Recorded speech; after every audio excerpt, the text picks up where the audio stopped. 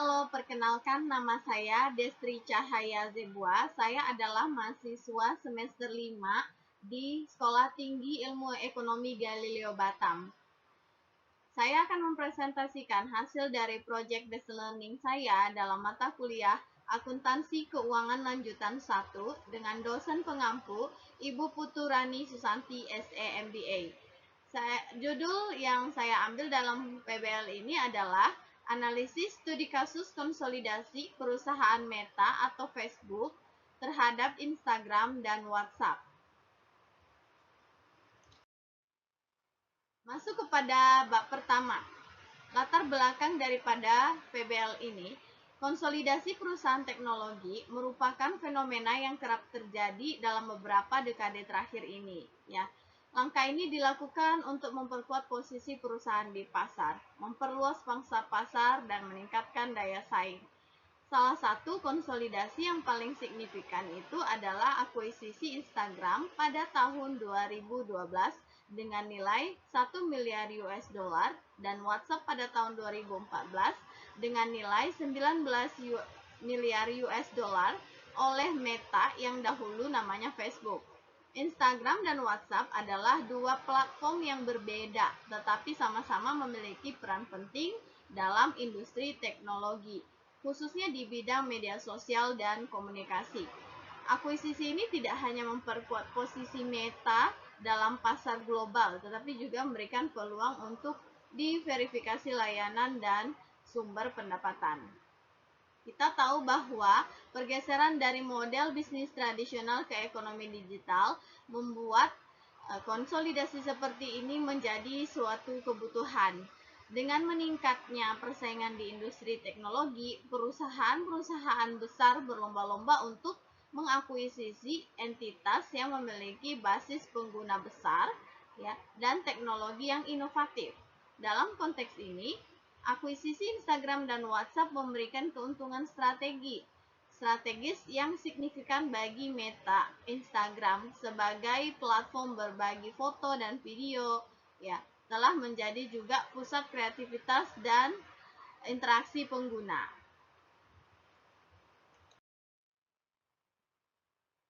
Rumusan masalah dalam proyek saya adalah yang pertama, bagaimana kondisi Instagram dan WhatsApp sebelum diakuisisi oleh Meta. Lalu yang kedua, apa perubahan yang terjadi pada kedua entitas setelah diakuisisi. Yang ketiga, apa saja isu akuntansi yang muncul dalam laporan konsolidasi Meta dan bagaimana konsolidasi ini mempengaruhi strategi bisnis Meta secara keseluruhan. Ya, tentu tujuan penelitiannya juga sama dengan rumusan masalah. Nah, bab 2 masuk pada tinjauan pustaka. Definisi daripada konsolidasi perusahaan. Konsolidasi perusahaan adalah proses penggabungan dua atau lebih entitas bisnis menjadi satu kesatuan yang bertujuan untuk mencapai efisiensi, meningkatkan skala operasi, atau memperkuat posisi pasar. Ini menurut Brigham and Houston tahun 2012. Nah, untuk teori konsolidasi menurut Kotler dan Keller tahun 2016, konsolidasi dapat meningkatkan daya saing perusahaan melalui sinergi, efisiensi operasional, dan perluasan pasar. Teori ini menekankan bahwa integrasi antara perusahaan dapat menciptakan nilai tambah yang lebih besar dibandingkan jika perusahaan tersebut beroperasi secara terpisah. Nah, contoh konsolidasi perusahaan teknologi itu ada yang saya ambil Google dan YouTube, di mana Google mengakuisisi YouTube pada tahun 2006 dengan nilai sebesar 1,65 miliar US dollar. Lalu ada juga contoh lain yaitu Microsoft dan LinkedIn. Microsoft mengakuisisi LinkedIn pada tahun 2016 dengan nilai 26,2 miliar US dollar. Bab yang ketiga adalah metode penelitian. Jenis penelitian yang saya gunakan dalam pendekatan studi kasus ini adalah menganalisis fenomena konsolidasi yang terjadi di Meta setelah akuisisi Instagram dan WhatsApp. Pendekatan studi kasus dipilih karena kemampuannya dalam memberikan gambaran yang mendalam dan komprehensif mengenai suatu peristiwa atau fenomena yang kompleks dalam konteks nyata.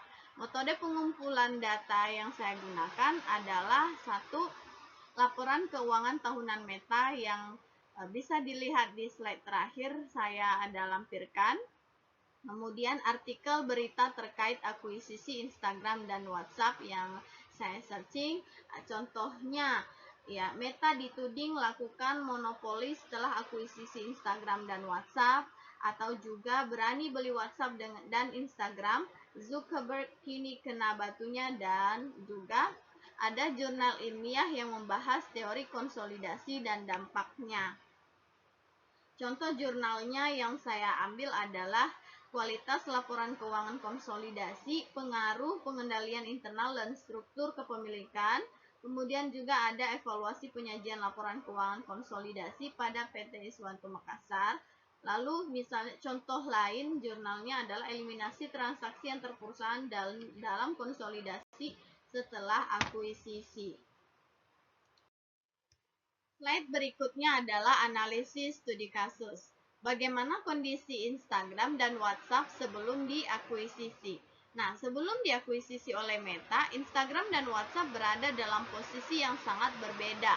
Meskipun keduanya sangat populer dan memiliki basis pengguna yang besar, ya, Instagram masih dalam proses mencari model bisnis yang dapat mendukung kelangsungan jangka panjang. Sementara WhatsApp memiliki pertumbuhan pengguna yang luar biasa, tetapi belum menemukan cara yang efektif.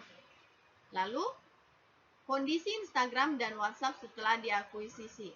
Nah, setelah diakuisisi oleh Meta, Instagram dan WhatsApp tidak hanya berkembang dalam hal jumlah pengguna, tetapi juga berhasil mengubah cara mereka menghasilkan pendapatan. Instagram memperkenalkan fitur-fitur yang memperkaya pengalaman pengguna, sekaligus membuka potensi monetisasi melalui iklan. Sementara WhatsApp menambahkan fitur untuk mendukung bisnis dan memperluas jangkauan pengguna. Kedua platform ini yang sebelumnya tidak memiliki model bisnis yang jelas, sekarang menjadi bagian penting dari strategi iklan dan komunikasi Meta yang memperkuat keberadaannya sebagai raksasa digital global. Untuk pembahasan, yang pertama dampak konsolidasi. Akuisisi dan konsolidasi Instagram dan WhatsApp memberikan dampak yang signifikan bagi Meta dalam berbagai aspek, baik dari segi finansial, pertumbuhan pengguna, maupun inovasi teknologi. Nah, berikut adalah pembahasannya. Yang pertama, beberapa dampak konsolidasi. Yang pertama, peningkatan pendapatan yang signifikan. Konsolidasi Instagram dan WhatsApp itu memberikan kontribusi besar terhadap pendapatan Meta, di mana pada tahun 2019 pendapatan Meta tercatat sebesar 70,697 miliar US dollar yang meningkat menjadi 85,965 miliar US dollar pada tahun 2020. Ya. Kemudian ada pertumbuhan juga basis pengguna. Nah, konsolidasi ini menjadikan Meta sebagai pemimpin global dalam jumlah pengguna aktif di seluruh platformnya. Basis pengguna Meta ini berkembang hingga lebih dari 3,5 miliar pada tahun 2020, mencakup pengguna aktif di Facebook, Instagram, dan WhatsApp. Nah, yang ketiga ada inovasi teknologi dan integrasi antar platform. Nah, konsolidasi ini juga memungkinkan Meta untuk menciptakan inovasi teknologi yang mengintegrasikan kemampuan seluruh platformnya. Lalu, dampak berikutnya ada dominasi di pasar teknologi. Dengan konsolidasi ini, Meta tidak hanya memperluas jangkauan bisnisnya, tetapi juga menguatkan dominasinya di industri teknologi global. Nah, apa yang menjadi kelebihan konsolidasi?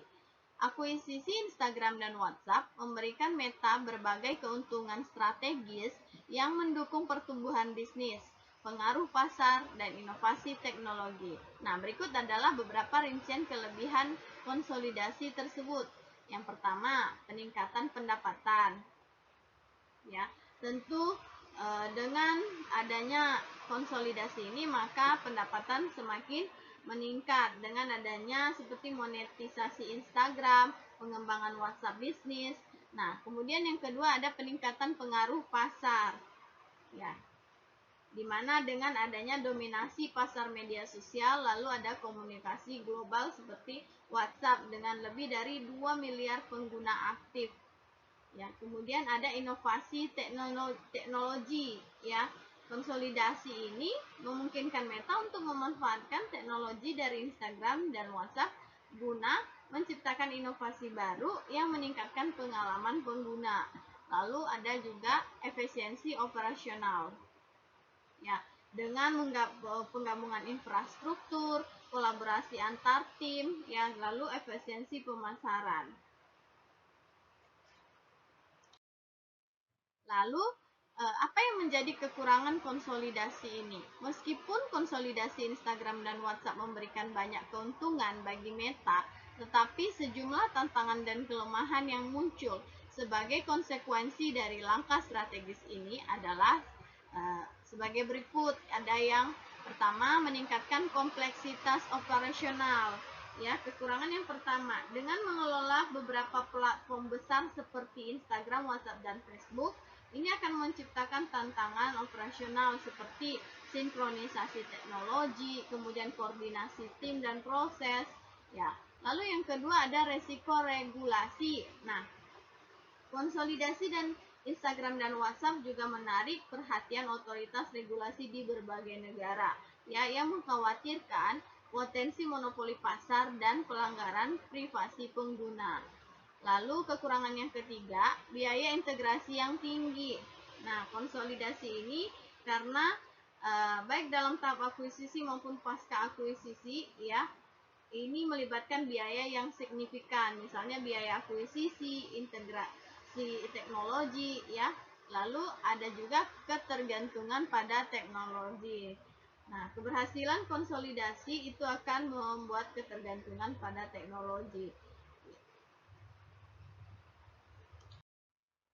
Untuk kesimpulan daripada penelitian ini atau project based learning ini, ya, pertama, konsolidasi yang dilakukan Meta terhadap Instagram dan WhatsApp merupakan langkah strategis yang telah memberikan dampak besar terhadap pertumbuhan dan dominasi perusahaan di industri teknologi akuisisi, yang memungkinkan Meta untuk meningkatkan basis pengguna, meningkatkan pendapatan, memacu inovasi teknologi. Namun, konsolidasi ini juga menghadirkan tantangan yang besar, seperti yang tadi saya sebutkan, ada resiko regulasi, tingginya biaya integrasi, lalu kompleksitas operasional. Sebagai saran untuk memaksimalkan manfaat dari konsolidasi dan mengurangi dampak negatifnya, Meta dapat mempertimbangkan langkah-langkah berikut. Yang pertama, penguatan kepatuhan regulasi, ya, dengan menyediakan laporan publik, dialog aktif dengan regulator. Nah, yang kedua, investasi dalam keamanan data, ya. Beberapa langkah yang dapat diambil adalah peningkatan teknologi keamanan, audit keamanan yang rutin, ya, kemudian edukasi pengguna. Nah, yang ketiga adalah diverifikasi sumber pendapatan. Meta perlu memperluas sumber pendapatannya agar tidak terlalu bergantung pada iklan digital, yang khususnya dari Instagram. Ya, langkah yang dapat dilakukan adalah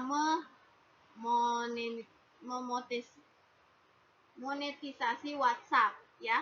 Kemudian pengembangan layanan baru. Nah, dan yang keempat adalah pengembangan teknologi baru. Untuk mempertahankan relevansi di pasar teknologi yang sangat kompetitif, Meta harus terus berinovasi. Ya, strategi yang dapat dilibatkan adalah inovasi investasi dalam teknologi masa depan, ya. Kemudian ada penguatan AI dan data analistik, lalu kolaborasi global. Nah, Dengan mengimplementasikan saran-saran ini, Meta dapat mengoptimalkan manfaat konsolidasi, mengatasi tantangan yang ada, dan terus mempertahankan dominasinya di pasar teknologi. Nah, ini adalah daftar pustaka dalam pembuatan makalah ini. Lalu saya juga melampirkan pendapatan Meta, laporan pendapatan Meta tahunan. Kemudian ada grafik laporan keuangan Meta, juga tahunan. Lalu ada tabel laporan keuangan tahunan. Kemudian ada juga lampiran neraca keuangan tahunan dan juga ada laporan arus kas tahunan. Baik, demikian hasil dari project based learning saya pada mata kuliah ini. Saya mohon maaf apabila ada kesalahan dalam penjelasan, dalam kata-kata saya. Akhir kata saya ucapkan terima kasih.